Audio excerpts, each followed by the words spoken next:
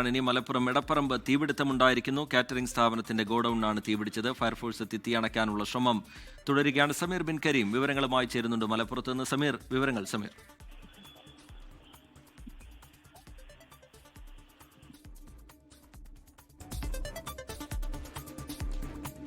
സമീറിലേക്ക് അല്പസമയത്തിനകം തന്നെ എത്താം.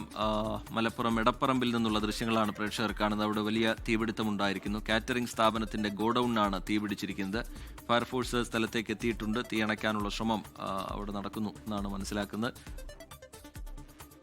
സമീർ ബിൻ കരീം വിവരങ്ങളുമായി ചേരുന്നത്. സമീർ, വിവരങ്ങൾ. എറിജിത്ത്, മലപ്പുറം മുറയൂരിനടുത്ത് എടപ്പറമ്പ് എന്ന് പറയുന്ന സ്ഥലത്താണ് തീപിടുത്തം ഉണ്ടായിരിക്കുന്നത്. PS കാറ്ററിംഗ് എന്ന് പറയുന്ന സ്ഥാപനത്തിന്റെ ഗോഡൌണിലാണ് തീപിടുത്തം ഉണ്ടായത്. വലിയ ഒരു തീപിടുത്തം തന്നെയാണ് ഉണ്ടായിരിക്കുന്നത്. ഈ ഗോഡൌണിന്റെ ഏതാണ്ട് പൂർണ്ണമായും കത്തി നശിച്ച നിലയിലാണ്. മാത്രമല്ല ഇതൊരു ജനവാസ മേഖലയാണ്.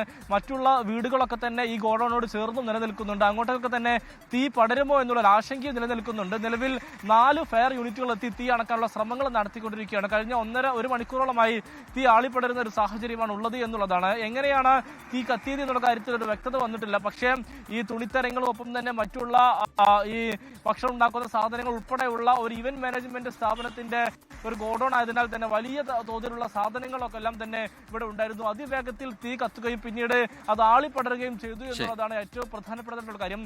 ഈ പ്രദേശത്താകെ ഇപ്പോൾ ഒരു കറുത്ത പുക നിറഞ്ഞ ഒരു സ്ഥിതിയുണ്ട്. മാത്രമല്ല തീ ഓരോ ഘട്ടത്തിലും തീ ആളിപ്പടരുന്ന ഒരു സാഹചര്യമുണ്ട്. ഇതുവരെ തീ നിയന്ത്രണ വിധേയമായി എന്ന് പറയാൻ പറ്റുന്ന ഒരു കണ്ടീഷനിലേക്ക് തീ നിയന്ത്രണ വിധേയമാക്കാൻ കഴിഞ്ഞിട്ടില്ല. 4 യൂണിറ്റ് ഫയർഫോഴ്സ് സ്ഥലത്തെത്തിയിട്ടുണ്ട്. തീയണയ്ക്കാനുള്ള ശ്രമം തുടരുകയാണ്. സമീർ ബിൻ കരീം വിവരങ്ങൾ പങ്കുവെക്കുകയായിരുന്നു. ലോകത്തെവിടെയായാലും ഏത് സമയത്തും 24 വാർത്തകളും ഓഗ്മെന്റഡ് റിയാലിറ്റി പാക്കേജുകളും എക്സ്പ്ലെയിനറുകളും വിശദമായി കാണാൻ ഞങ്ങളുടെ YouTube ചാനൽ നിങ്ങൾക്ക് സബ്സ്ക്രൈബ് ചെയ്യാം.